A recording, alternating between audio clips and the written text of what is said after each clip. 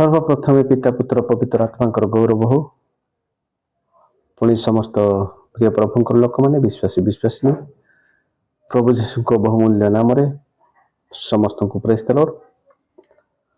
आसतु गोटे वाक्य पाठ करवा जे लेखा जाए जियोसियो पुस्तक ताहार 10 पद एवं 10 पर्व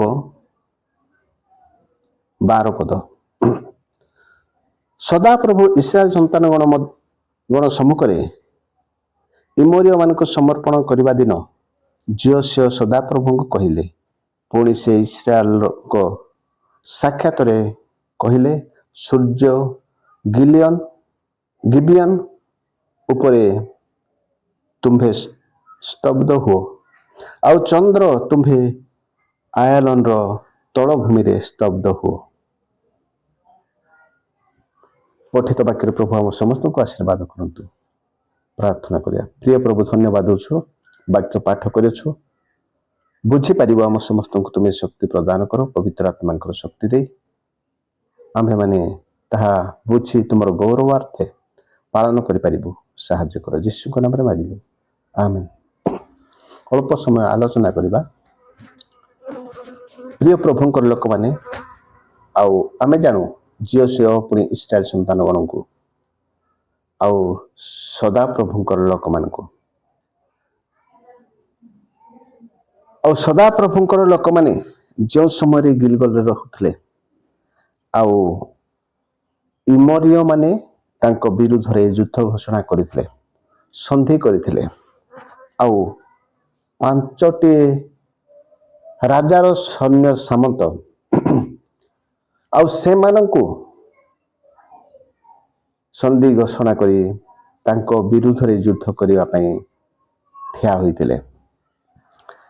तेणु आमे देखु जे सदा प्रभु को सम्मुख रे सदा प्रभु को लोक मान को सम्मुख रे ठिया हेबा एते सहज नहीं। तेणु वाक्य रे लिखा जाए जे सदा प्रभु जार सपक्ष जो माने सदा प्रभु को अन्वेषण करते सदा प्रभु को खोजते आउ से मानकर निमंते तांकर हस्तर साहाय्य अच्छे हस्तर सहायता अच्छे। तेणु एठारे 5टी राजार सैन्य माने जेति बेले आंको विरुद्ध रे संधि स्थापन करि अछंती आउ से समय जियोसियो इस्राएल संतान गण आउ ए माने गिलगल रु बाहरी जाउ अछंती। लेखा जाए 7 पद तहिरे जियोसियो और तांको सहित समस्त योद्धा महाविक्रमशाली समस्त लोक गिलगल रु यात्रा कले आउ ए माने गिलगल रु यात्रा करू अछंती आउ संधि घोषणा करथिबारु युद्ध घोषणा करथिबारु आउ से समय रे आमे देखु इमोरिय लोक माने बहुत वीर थिले। 10:2 पद लिखा जाए कारण गिबियन एक राजधानी तुल्य बृहत नगर और अय अपेक्षा बड़ थिला पुणी तहिर लोक माने वीर थिले। तेबे प्रभुଙ୍କ सम्मुख रे वीर योद्धा अस्त्र शस्त्र सैन्य सामंत ए समस्त विषय आउ प्रभुଙ୍କ निकटरे सदा प्रभुଙ୍କ आगरे आउ किछि नुहे। तेणु एठा देखुछु जे जो समय रे आउ जियोसियो तांकर योद्धा माने गिलगल रु जाउ अछंती आउ से समय रे सदा प्रभु गिबियन रे ए इमोरियो मानकु उद्विग्न कले गतिवस्त करदेले विचलित कले आउ से समय रे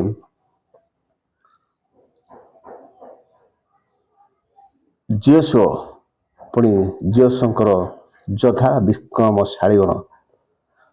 विक्रमशाली समस्त सैन्य सामंत से आक्रमण कले।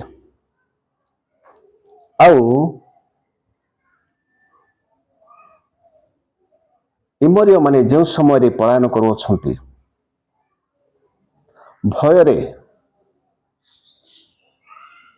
से समय एठा लेखा जाए जे से माने जाऊ जाऊ जो समय गोड़ाणिया रास्तार से माने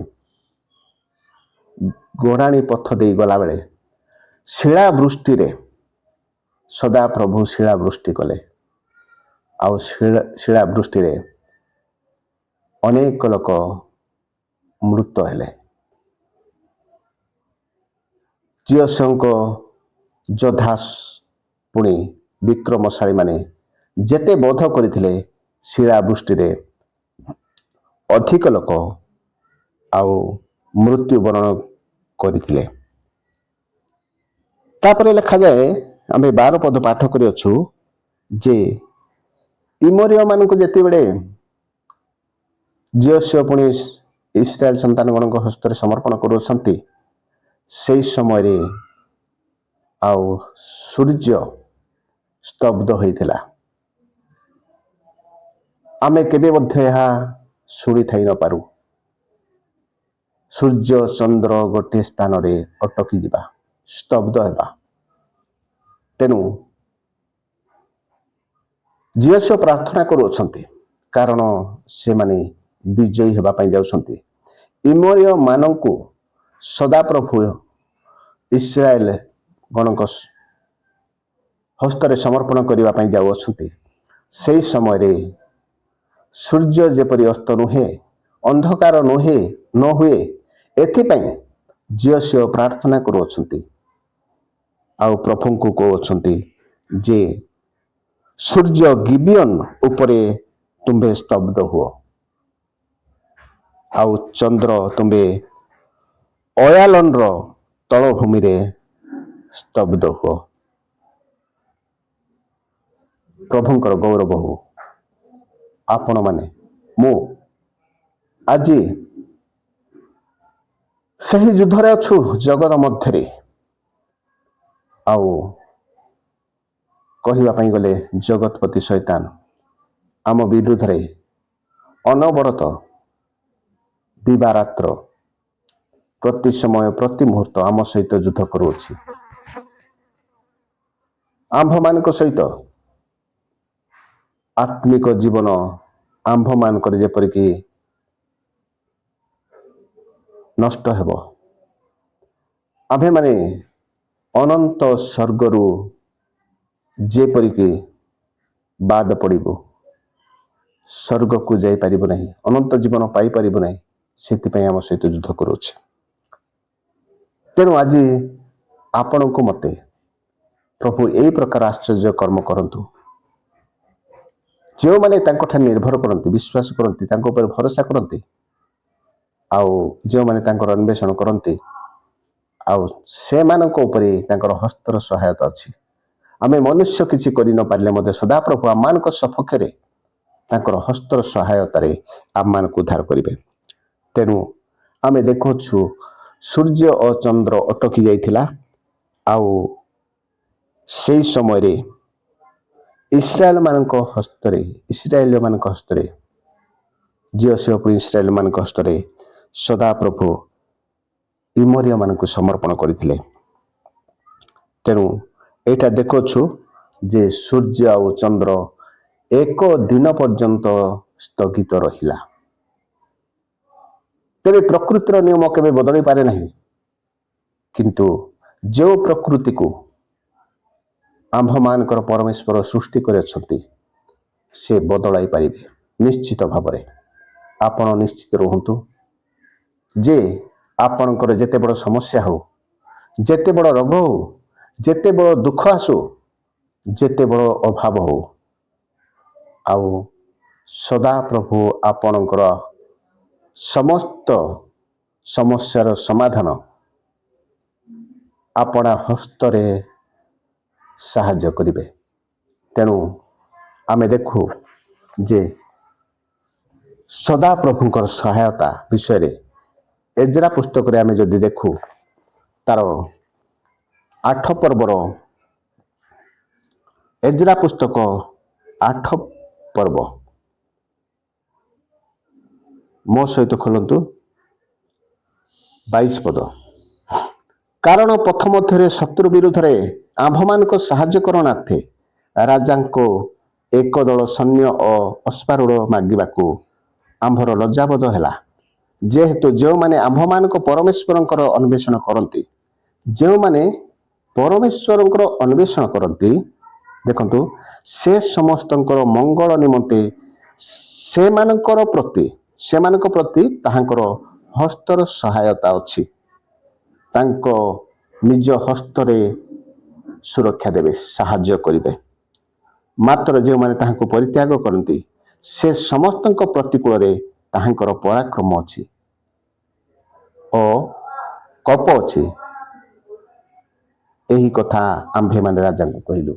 प्रिय प्रभुंकर लोक माने आपण माने मु आउ परमेश्वरंकर अन्वेषण करिवा परमेश्वर को खोजिबा जानिबा परमेश्वर वाक्य अनुसार जीवन काटिबा आपण माने मु दिन को दिन प्रति मुहूर्त प्रति समय रे आम्भे माने ताहा खोजिबा जे ईश्वर को अन्वेषण करुथिबा आपण कार्य क्षेत्र हो